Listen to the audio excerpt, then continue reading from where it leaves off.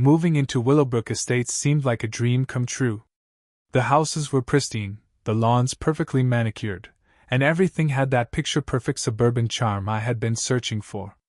What I didn't anticipate was Karen Middleton, the HOA president who ruled our little corner of paradise with an iron fist wrapped in a velvet glove of fake pleasantries. Karen was the type of person who measured grass height with a ruler and sent violation notices for mailboxes that were painted the wrong shade of approved beige. She had perfectly coiffed blonde hair that never moved in the wind, wore pastel cardigans like armor, and spoke in that saccharine tone that could make sugar seem bitter. Her power trip was legendary among the neighbors, though most were too intimidated to speak up. I learned about Karen's reputation during my first week when my elderly neighbor, Mrs. Chin, quietly warned me about the massive oak tree in my backyard. She told me Karen had been eyeing it for months, claiming it was a safety hazard because a few branches hung slightly over the property line. The tree was magnificent, easily 100 years old, with a trunk so wide it would take 4 people holding hands to wrap around it. Its canopy provided blessed shade during the scorching summer months, and I had specifically chosen this house partly because of that tree. Mrs. Chin explained that Karen had been pressuring the previous owners to remove it, but they had refused and moved away shortly after. Karen has a way of making life difficult for people who don't fall in line, she whispered, glancing nervously toward Karen's immaculate colonial across the street. I thanked her for the warning but figured I could handle whatever petty complaints came my way. After all, I had dealt with difficult people in my 20 years as a corporate attorney specializing in property law. My first encounter with Karen came exactly 10 days after moving in. She appeared at my door at precisely 8 a.m. on a Saturday morning, clipboard in hand, wearing a bright yellow cardigan and a smile that didn't reach her eyes. "Good morning, neighbor," she chirped. "I'm Karen Middleton, president of the Willowbrook Estates Homeowners Association. I wanted to personally welcome you to our wonderful community." She proceeded to hand me a 3-inch thick binder containing every rule, regulation, and bylaw that governed our neighborhood. As she flipped through the pages, pointing out various restrictions with her perfectly manicured fingernail, she lingered on the section about tree maintenance. "Now, about that oak tree in your backyard," she said, her voice taking on a slightly sharper edge. "Several neighbors have expressed concerns about those overhanging branches. They're technically encroaching on association property." I politely explained that I had reviewed the property survey before purchasing and the tree was entirely within my lot boundaries. The branches might extend slightly over the property line, but that was well within normal variance and didn't violate any actual HOA rules. Karen's smile faltered for just a moment before snapping back into place. "Well," she said, "we'll just have to see about that, won't we?" Over the next few weeks, I received a steady stream of violation notices. My trash cans were allegedly placed 6 inches too far from the curb. My garden hose was visible from the street when coiled behind my front bushes. My welcome mat was apparently the wrong size according to some obscure subsection I couldn't find anywhere in the HOA documents. Each notice came with Karen's signature and a passive-aggressive note about maintaining community standards. I responded to each violation with detailed explanations and photographic evidence showing my compliance with the actual written rules. As someone who had spent 2 decades parsing legal documents, I knew exactly which battles were worth fighting. But Karen seemed to interpret my reasoned responses as a challenge to her authority rather than simple compliance clarification. The situation escalated when I received a formal notice demanding I trim the oak tree's branches back to the property line. The letter cited a vague safety concern and referenced a complaint from an anonymous neighbor. I knew this was Karen's doing, but I also knew she was technically within her rights to request maintenance of overhanging branches. So I hired a certified arborist to assess the situation. The arborist, a gruff man named Pete who had been working with trees for 30 years, took one look at the oak and shook his head. "This tree is completely healthy," he told me. "Those branches aren't causing any damage or safety issues. Trimming them back to the property line would actually compromise the tree's structural integrity and could kill it." He provided a detailed written report explaining why the requested trimming would be harmful and potentially dangerous. I submitted Pete's report to the HOA along with a formal request to keep the tree intact based on professional arborist recommendations. Karen's response came within 24 hours, a tersely worded letter stating that the HOA did not recognize outside expert opinions that contradicted their maintenance requirements. She demanded I complete the trimming within 30 days or face daily fines starting at $50. This was when I realized I wasn't dealing with someone interested in reasonable compromise. Karen had decided this tree was going to be her hill to die on, and she was going to use every tool in her HOA toolkit to force compliance. What she didn't know was that I had tools of my own, and they were considerably more sophisticated than violation notices and fines. I spent the next week researching everything I could about Karen, the HOA, and Willowbrook Estates. My background in corporate law had taught me that information was power, and I had developed quite a network over the years. A few calls to old colleagues yielded interesting details about the neighborhood's history and Karen's tenure as HOA president. Apparently, this wasn't her first vendetta against a homeowner, and there had been several complaints filed with the county about her management practices. Meanwhile, Karen escalated her campaign. She started taking photographs of my property from the street, documenting every minor perceived violation. She sent me notices about my lawn height, even though I had it professionally maintained and it was clearly within specifications. She complained about my car being parked on my own driveway, claiming it violated some aesthetic guideline I couldn't locate in any official documentation. The breaking point came on a Tuesday morning when I was traveling for business. I had flown to Chicago for a 3-day client conference, confident that my property was in perfect compliance with all legitimate HOA rules. Mrs. Chen called me that afternoon, her voice shaking with anger and disbelief. "She cut down your tree," she said. "Karen brought in a tree service this morning and had them cut down the entire oak tree. She said it was an emergency safety measure." I caught the first flight home, my mind racing through legal implications and potential responses. When I pulled into my driveway that evening, I stared in shock at the massive stump where my beautiful oak had stood that morning. The tree service had made a clean cut about 3 feet from the ground, leaving behind only a sad reminder of what had been a magnificent living monument to nature's persistence. Karen was standing in her front yard, watering her flower beds with theatrical casualness. When she saw me get out of my car, she waved cheerfully and called out, "Sorry about the tree, dear, but it was becoming a real liability issue. The HOA had to take action for everyone's safety." Her tone suggested she had done me a tremendous favor rather than committed what I was pretty sure constituted criminal destruction of property. I walked over to examine the stump more closely. The tree had been completely healthy, exactly as Pete the arborist had documented. There had been no emergency, no immediate danger, no justification for this drastic action. Karen had simply decided to eliminate what she saw as my defiance of her authority, and she had done it while I was conveniently out of town. What Karen didn't realize was that she had just made the biggest mistake of her HOA career. As I stood there looking at the remains of my tree, I wasn't thinking about small claims court or homeowner insurance. I was thinking about something much more comprehensive and permanent. Karen wanted to demonstrate her power, so I was going to give her a lesson in what real power looked like. The first thing I did was document everything. I took photographs of the stump from every angle, collected the wood chips and sawdust as evidence, and got signed statements from Mrs. Chin and 2 other neighbors who had witnessed the tree removal. I also called Pete the arborist, who was outraged when he heard what had happened and immediately offered to provide expert testimony about the tree's health and the lack of justification for emergency removal. Then I made some phone calls to old friends and colleagues. One was a partner at a major environmental law firm who specialized in cases involving illegal tree removal and habitat destruction. Another was a former client who happened to be a prominent judge in our county court system. A third was my college roommate who had become a successful investigative journalist with a particular interest in HOA abuse stories. But my most important call was to my financial advisor. I had been quite successful in my legal career, and some wise investments and a significant inheritance from my grandmother had left me in a very comfortable position. Comfortable enough to pursue options that most people couldn't consider. When I explained what I wanted to do, my advisor chuckled and said, "That's either brilliant or completely insane." Probably both.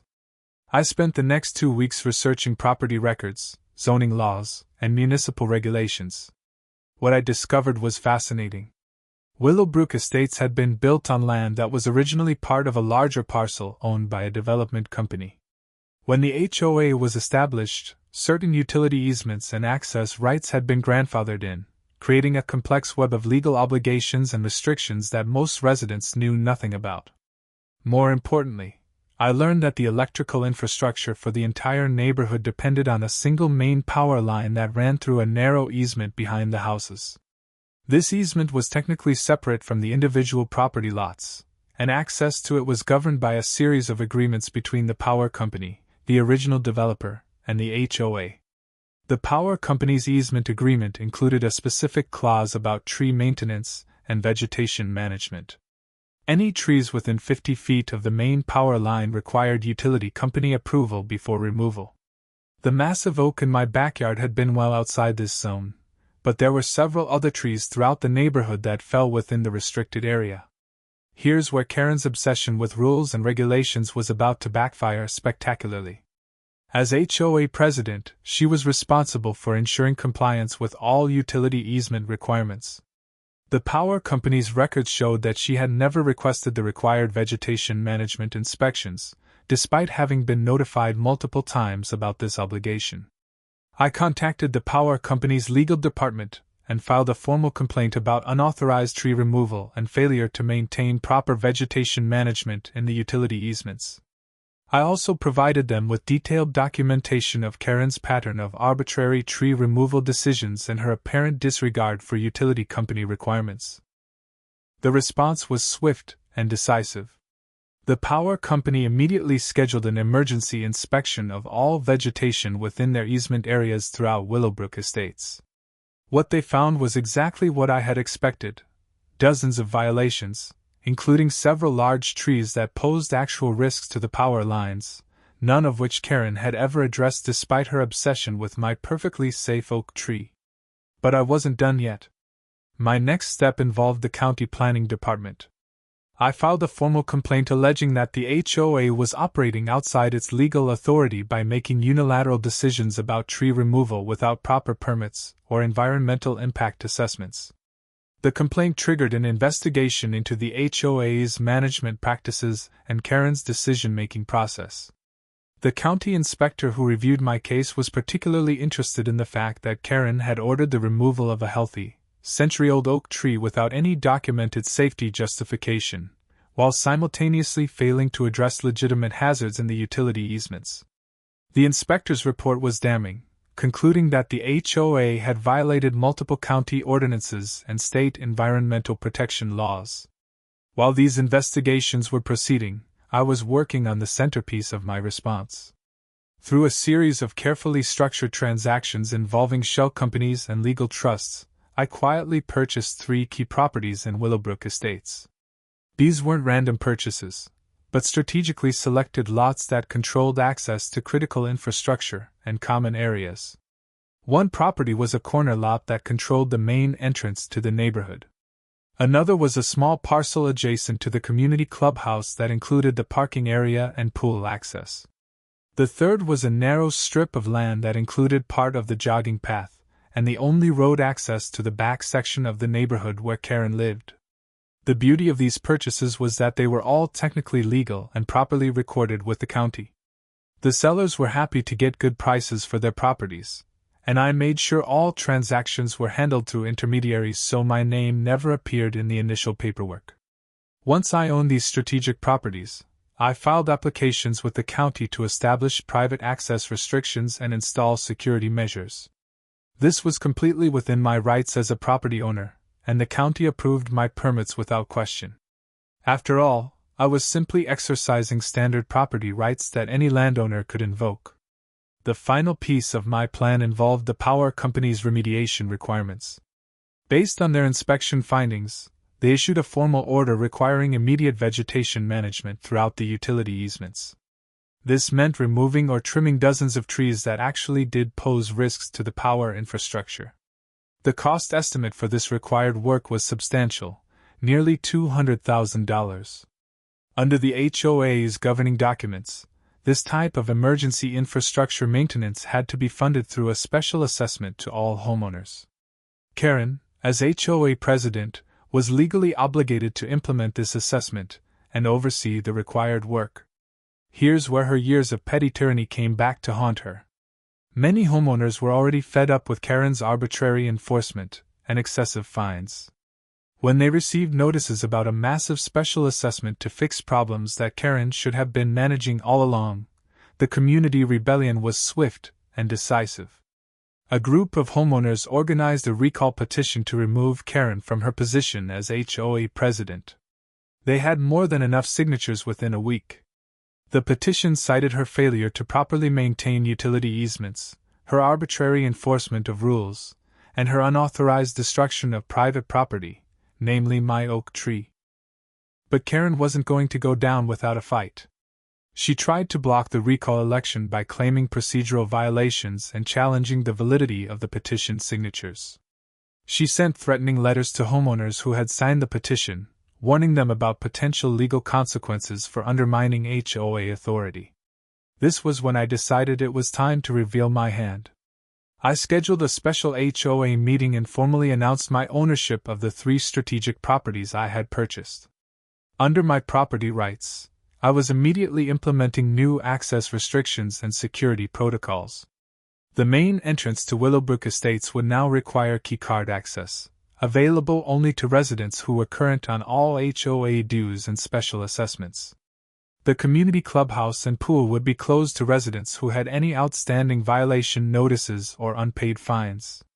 Most importantly, the road access to Karen's section of the neighborhood would be restricted during certain hours for private security patrols. Karen's face went through several interesting color changes as I explained these new policies.